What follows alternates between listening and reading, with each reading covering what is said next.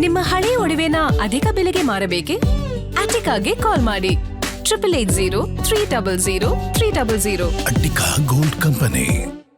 ನೋಡಿ ಇವರೇ ಈಗಾಗಲೇ ಲಾಜಿಕಲ್ ಎಂಡ್ ಅಂದರೆ ನನಗೆ ಫಸ್ಟ್ ಇವರು ನೋಟಿಸ್ ಕೊಡಿಸ್ತಾರೆ MHAಯಿಂದ.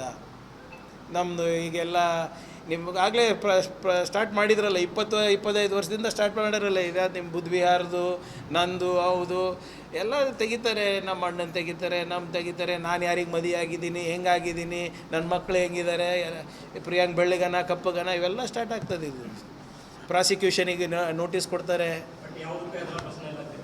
Do I look scared? Sir ಈಗ ಎಲ್ಲನೂ ನಾನು ಇಲ್ಲಿ ಚರ್ಚೆ ಮಾಡಿದ್ರೆ ಅವರಿಗೆ ಬಿಡ್ತೀರಿ ನೀವು ಕೊಡಲಿಕ್ಕೆ? Let them also answer. Why should I ಈಗ sir why should I answer for them?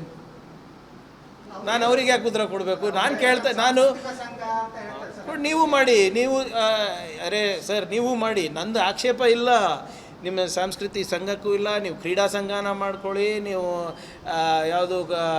ಯಾವುದಾದ್ರೂ ಧಾರ್ಮಿಕ ಸಂಘನ ಮಾಡ್ಕೊಳ್ಳಿ, ನಂಗೆ ತಕರಾರೇ ಇಲ್ಲ. ಅವರು ಗುರು ದಕ್ಷಿಣೆ ತಗೋತಾರಂತಾರೆ, ಕರೆಕ್ಟಾ? ಗುರು ಯಾರು ರೀ? ಅವ್ರ ಗುರು ಯಾರು? ಧ್ವಜದ ಹೆಸರು ಮೇಲೆ ದೇಣಿಗೆ ತಗೋತಾರೆ, ಅದಕ್ಕೆ ಕಟ್ಟೋದಿಲ್ಲ. ನೀವು ಮಾಡಿ, ಅದೇ ಮಾನದಂಡ ಇಟ್ಕೊಂಡು ನೀವು ನಾಳೆ ಪ್ರಾರಂಭ ಮಾಡಿ ಸಂಘವನ್ನು. ಯಾರು ಬೇಡ ಅಂದಿದ್ದಾರೆ?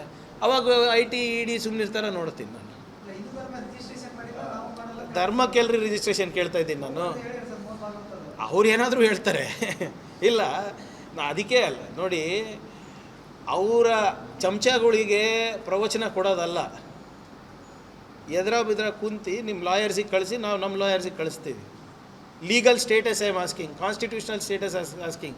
ಇವ್ರು ಯಾರು ಈ ಧರ್ಮದ ರಕ್ಷಣೆ ಮಾಡೋಕ್ಕೆ? ಹಿಂದೂ ಧರ್ಮ 3000 ವರ್ಷದಿಂದ ಇದೆ. ಇವ್ರು ಹುಟ್ಟು 100 ವರ್ಷ ಆಗಿಲ್ಲ. ಅದು ರಿಜಿಸ್ಟ್ರೇಷನ್ ಆಗಿತ್ತಾ? 3000 ವರ್ಷದಿಂದ ರಿಜಿಸ್ಟ್ರೇಷನ್ ಆಗಿತ್ತಾ?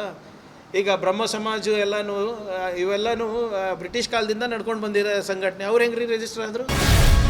ಗ್ಯಾರಂಟಿ ನ್ಯೂಸ್, ಸುದ್ದಿ ಖಚಿತ, ನ್ಯಾಯ ನಿಶ್ಚಿತ.